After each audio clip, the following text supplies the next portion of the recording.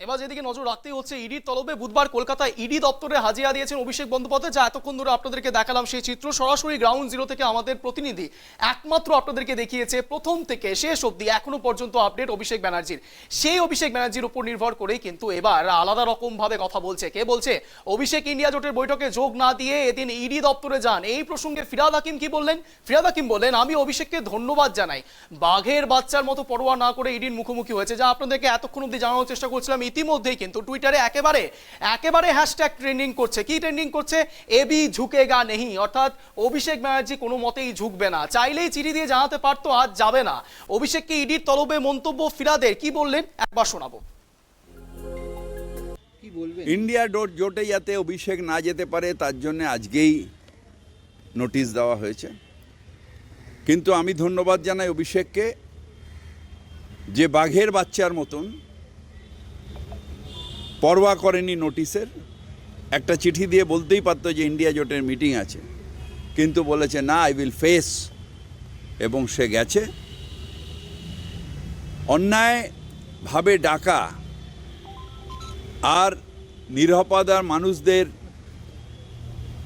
যারা অপরাধ করেনি তাদের হ্যারাসমেন্ট করা, এটা কিন্তু সমানভাবে অন্যায়।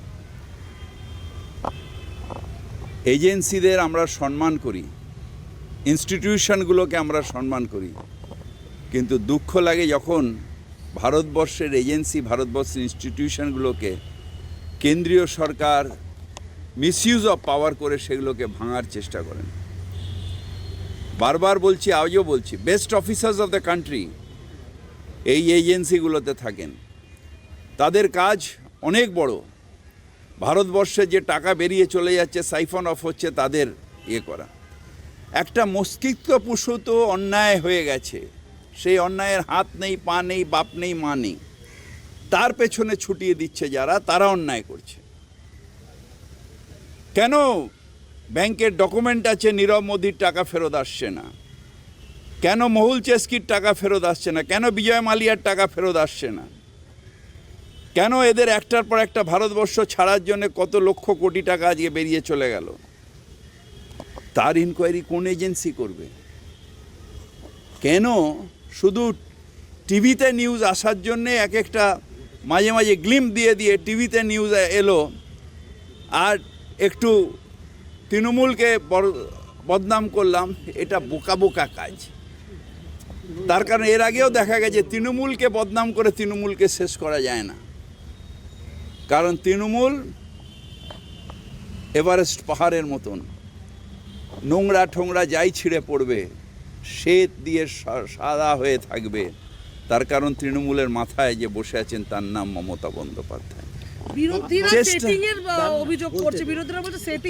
এদের ছেড়ে দিন। যারা জামানত বাজেয়াপ্ত হয়ে যায় তারা কি বলছে, তাহলে কালকে তো ইন্ডিপেন্ডেন্ট যারা দাঁড়াচ্ছে তারা কি বলবে, আমাকে জবাব দিতে হবে। এদের কি আছে, অস্তিত্ব কি? বিরোধী মানে কোন বিরোধীর কথা বলছে? যে বিরোধীদের ধূপগুড়িতে জামানত বাজেয়াপ্ত হয় তারা বিরোধী? তারা বিরোধীই না, তাদের অস্তিত্বহীন কিছু রাজনৈতিক দল, যে দল মাঝে মাঝে এখানেও দু চারটে এরকম ফ্ল্যাগ আছে। তাদের সাথে কথা বলবো কেন? কথা বলবো তার সাথে মানুষ যাকে বিরোধী ভাবে, তার সাথে যার একটা মেম্বারও নেই অ্যাসেম্বলিতে, সে বিরোধী হলো কী করে? বিরোধী দলের বেঞ্চে তো তাকে থাকতে হবে বিরোধীকে। গণতন্ত্রে তো তারা বিরোধী। ঢাল নেই, তলওয়াল নেই, নীতিরাম সর্দার, আপনারাও টিভিতে ছবি তোলেন, ওরাও দেখায়। এটা বিরোধী হলো নাকি? সুশীল মোদি রাজ্যসভার সাংসদ এবং তিনি হচ্ছেন বিজেপির নেতা, তিনি বলছেন এই বৈঠকে বিশেষ কিছু হওয়ার ছিল না। অভিষেকও গিয়ে মমতা বন্দ্যোপাধ্যায়ের পারমিশন নিত, সিপিএম এর কেউ ছিল না, বড় জোর দু একটা র্যালি হতে পারতো। কে প্রবলেম হচ্ছে একটাই, সেটা হচ্ছে যে সুশীল মোদিজি কি বলেন সেটাতে ইন্ডিয়া জোটের কিছু যায় আসে না। ইন্ডিয়া জোট থাকবে, ইন্ডিয়া জোটের সব সদস্যরা দৃঢ়ভাবে থাকবে এবং সংকল্প নিয়েছে ধর্মনিরপেক্ষ রাষ্ট্র ভারতবর্ষকে বানানোর জন্যে। অত্যাচারী ভারতবর্ষ নয়, ভারতবর্ষের মানুষের যাতে মূল্যবৃদ্ধি আটকানো যায়, মানুষের সুবিধার জন্য যাতে মূল্যবৃদ্ধিকে আটকানো যায়, যাতে বেকারদের মুখে হাসি ফোটানো যায়, যাতে একত্রিতভাবে সবাই থাকা যায়, ঘৃণার ভারতবর্ষ নয়, আনন্দের ভারতবর্ষ, প্রেমের ভারতবর্ষ, সেই ভারতবর্ষ করবে ইন্ডিয়া জোট। আমরা অত্যন্ত আশাবাদী এবং অভিষেক নিশ্চিতভাবে আজকে ডেকে ওকে করেছে, ওর জবাব দিতে গেছে, কিন্তু ইন্ডিয়া জোটও থাকবে। আর এই